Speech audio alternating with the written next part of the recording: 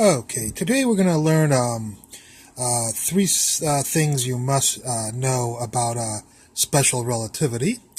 One of the things is that when you move near the speed of light, the length of an object will contract in the direction of motion.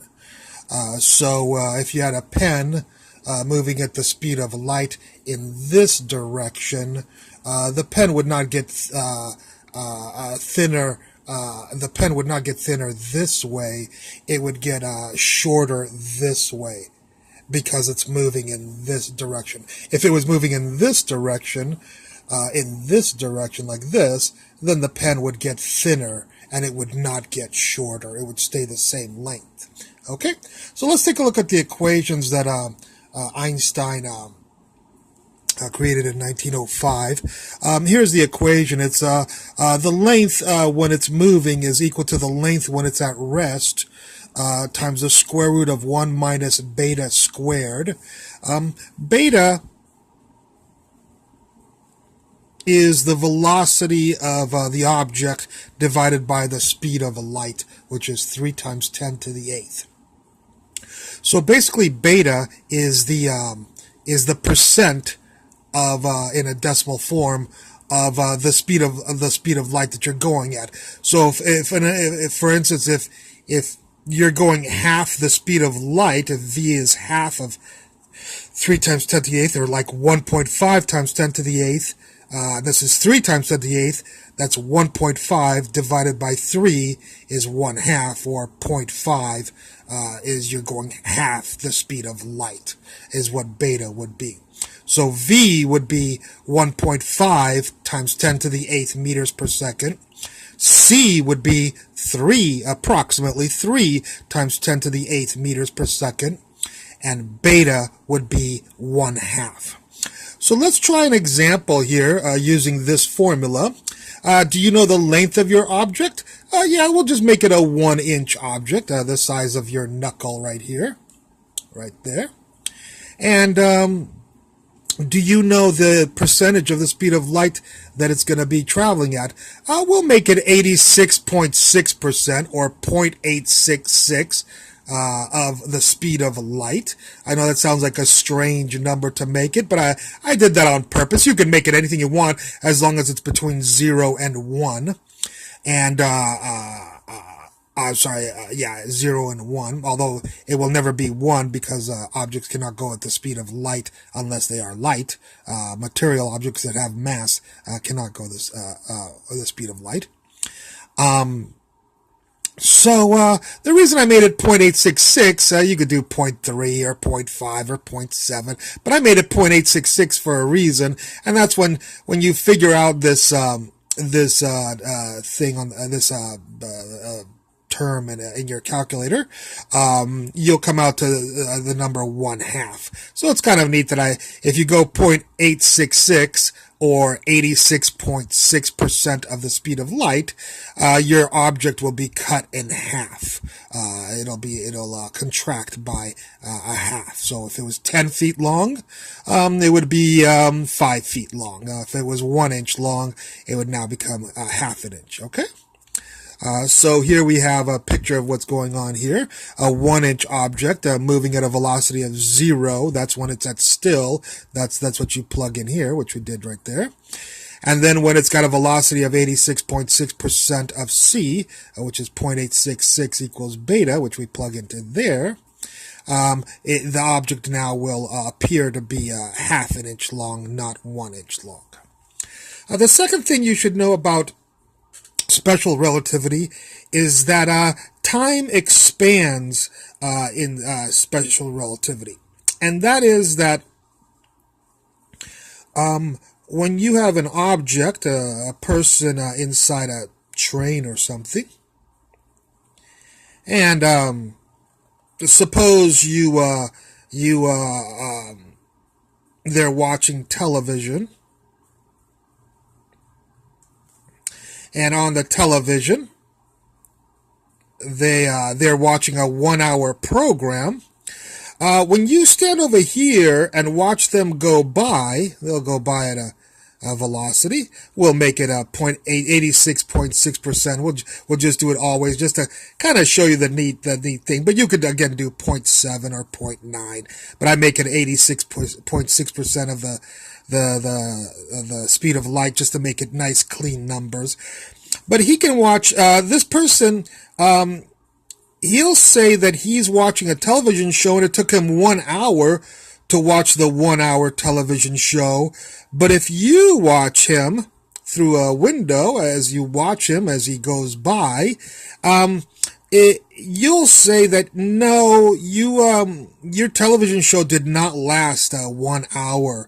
Since you were going 86.6% the speed of light, your television show lasted 2 hours. And he'll disagree with you. He'll say, no, I was watching it for 1 hour because I looked on my clock. But that's the special thing about special relativity, is that two different observers see two different things. Over here, if a man was standing on the stick while it was going 86.6%, and he had a tape measure, he would say that this thing did not change because his tape measure would also change. So if he was flying at the same velocity as the stick, he would say the stick was 1 inch long, even though when you're watching the stick, this is you watching the stick, and it comes by, when the stick comes by and you watch it and your velocity is 0, then you'll say, no, your stick was 1/2 inch. Look, I took a picture with my measure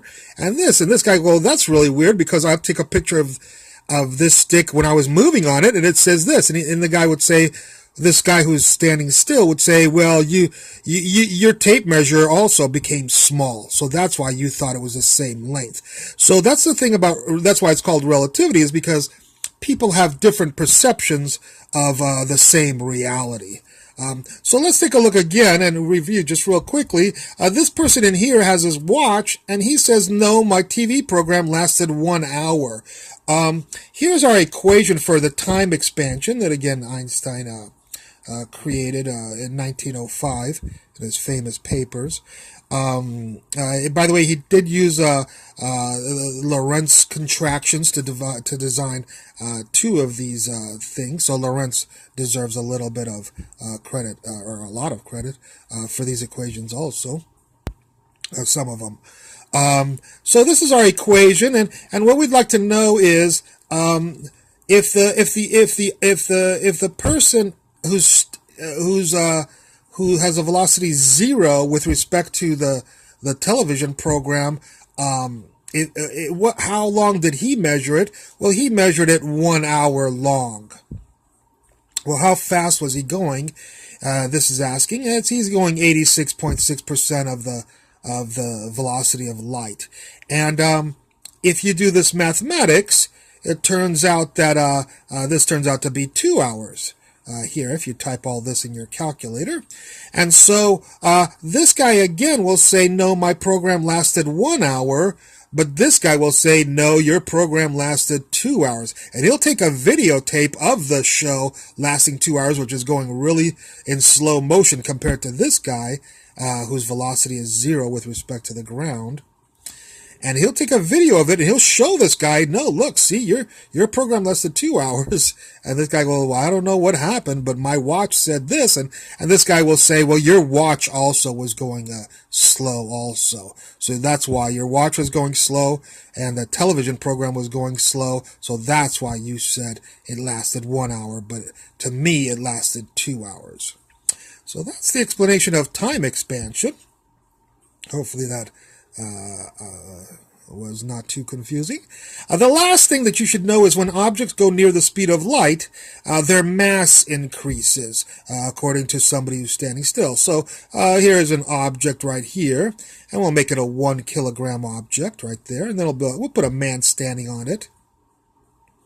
And we'll pretend he has a way of measuring that thing, however he does it. But he as he's cruising by here at, again, 86.6% of the speed of light, he's cruising by, he can somehow measure the mass of this thing. I don't know, he's got a gravimeter or something. And he says, no, it's 1 kilogram, you know. But then this guy who's sitting still, he's just standing on the ground. His velocity is 0 right here. He can somehow, he's got a gravimeter and he can measure it when it comes by. And when it comes by, he says, no, my gravimeter, it was 2 kilograms. So let's see how that happens. This is the equation for mass increase when you move near the speed of light. Of course, all of these, when you're not moving the speed of light, which is what we do, if you go by here at 25 miles an hour, your program is not going to be 2 hours long. It's going to be very close to 1 hour and 1/1000th of a second more.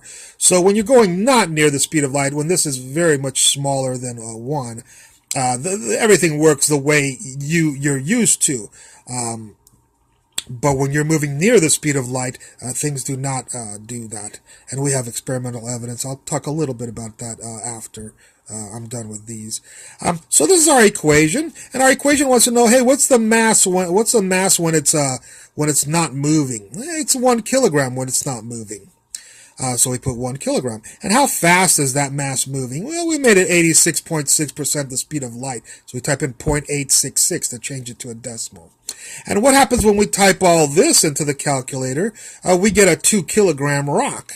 So this rock will change from 1 kilogram to 2 kilograms according to this guy. But according to this guy, his gravimeter still says that thing is 1 kilogram big, because he's moving also with the rock. So these two people say two different things about the same object, just because the object is moving near the speed of light. Okay? And here I wrote out the 866% of the speed of light just to give you a numerical value here for the speed of 86.6% of the speed of light is 2.6 times 10 to the 8th.